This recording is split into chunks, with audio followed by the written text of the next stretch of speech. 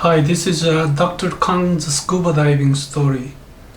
Today I'm going to start the long story of diving and eyes. So probably I will divide them into several video clips, and we'll see how it goes. Eyes, the anatomy can go really too deep into it, but here we have lens and the retina, which is a yellow layer behind the eyeball. So these two are most important part of our vision. So about diving related eye issues, there's quite a few of them. Starting from ocular decompression sickness all the way down to photorefractive keratotomy. Probably we know as the name of LASIK operation. So today we'll see if there's any decompression sickness in the eyes, and I'd like to talk about some conditions that we should not go into water. So ocular decompression sickness, it is very rare, but it does occur. So the symptoms are usually we lose our vision or blurred vision, diplopia. I wonder if all English-speaking people are familiar with diplopia. It's a double vision. This is for us, it's a medical term. So there's some blind spot in the field of vision, pain, ocular pain, and nystagmus. It's a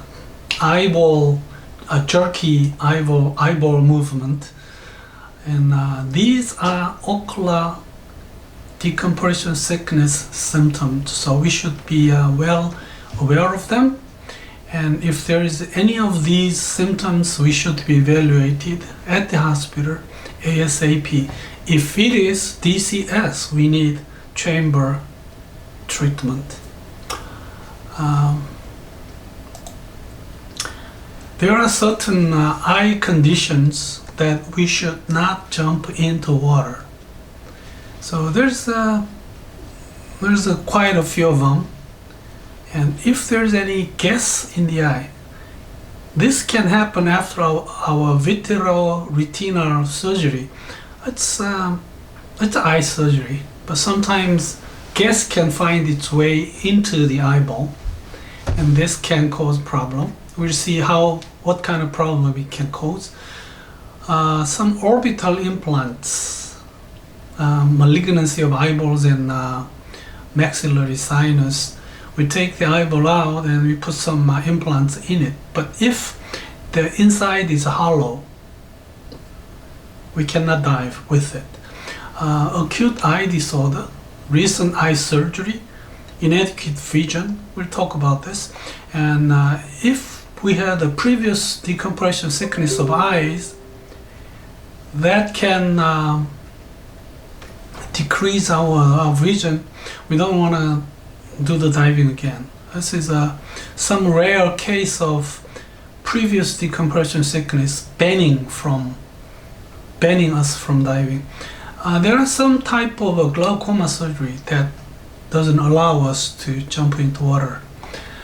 So gas in the eyes after some surgery.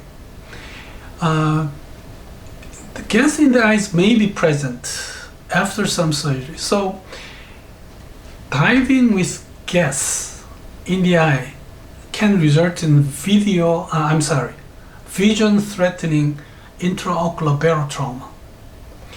So this is very dangerous. So when you do for some reason some surgery, you have to ask your doctor if there is any chance of leaving some gas in our eyeball.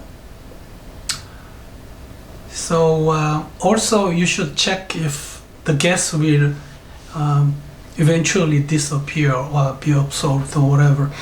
So just make sure that what kind of operation you're doing on your retina and what kind of sequelae it can leave to your eyes. This is a very sad story, but it does happen. When someone have malignancy, cancers in the eyeball, or the cancer of parotid sinus, especially the maxilla and ethmoid, sometimes even frontal, which is very rare, but the cancer can move or invade the eyeballs. In that case, we have to take the eyeball out. And after that, for cosmetic reason, we put some implant in the orbit. If the implant is hollow in the center, it can be squeezed. So you will probably have to re-implant another one, or you can get some damage in your orbit too. So there's some particular type of implant they use now. It is not it's not pressable, it's not compressible. So if you have anybody in your family or your friends, whoever does this, and they like to dive after this, you better check what kind of implant you're using. There are some acute eye disorders, like this one you see now is like acute conjunctivitis. It's kind of infectious, and it's also can be transmitted to your friends. So once we had a dive tour involving about 50 people in SSI Korea, we went to Moal Moal, Philippines, and we had this contagious eye problem. It's very painful, and one of my friends couldn't even come back to Korea. He was stopped at the airport for having this. So when you have acute eye disorders, you better stop diving for yourself and for your friends as well. If you had any recent eye surgery, also it's not a good idea to dive.